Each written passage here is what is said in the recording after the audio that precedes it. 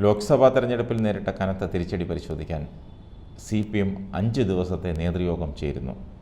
മറ്റന്നാൾ ചേരുന്ന സെക്രട്ടേറിയറ്റിൽ തെരഞ്ഞെടുപ്പ് ഫലം സംബന്ധിച്ച് പ്രാഥമിക വിലയിരുത്തൽ നടക്കും. ജൂൺ 16, 17 തീയതികളിലായി സംസ്ഥാന സെക്രട്ടേറിയറ്റും 18, 19, 20 തീയതികളിലായി സംസ്ഥാന സമിതി യോഗവും എന്നിങ്ങനെയാണ് ചേരുന്നത്.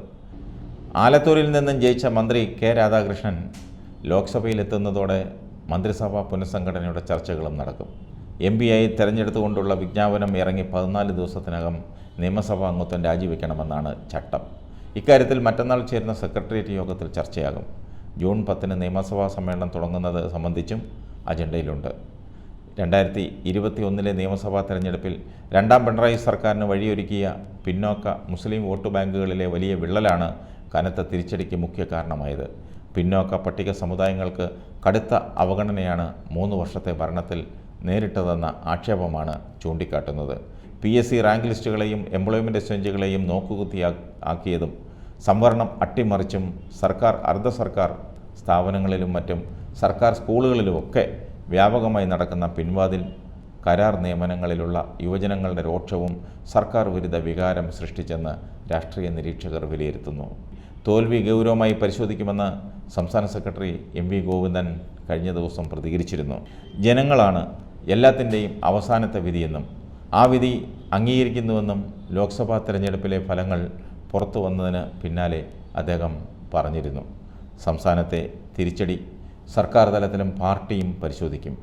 പാർട്ടി എല്ലാ കാര്യങ്ങളും വിശദമായി പരിശോധിച്ച് തിരുത്തേണ്ടിടത്ത് തിരുത്തി ഉൾക്കൊള്ളേണ്ടത് ഉൾക്കൊണ്ടും പാർട്ടി മുന്നോട്ട് പോകുമെന്നും ഗോവിന്ദൻ മാസ്റ്റർ കൂട്ടിച്ചേർത്തു.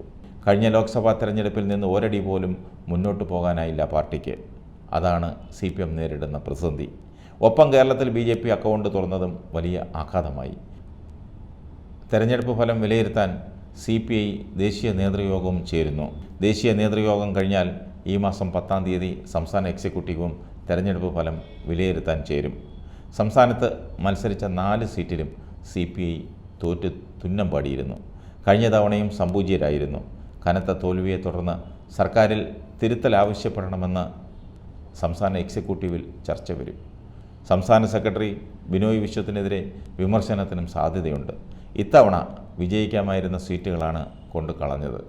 സ്ഥാനാർത്ഥി നിർണയത്തിലുൾപ്പെടെ കാണിച്ച അഹന്തയും പിടിപ്പുകേടുമാണ് ജനം ഓടിച്ചിട്ടടി കൊടുത്തത്. നേതാക്കളുടെ അഹങ്കാരവും കെടുകാര്യസ്ഥതയും മാത്രമാണ് തോൽവിക്ക് കാരണം.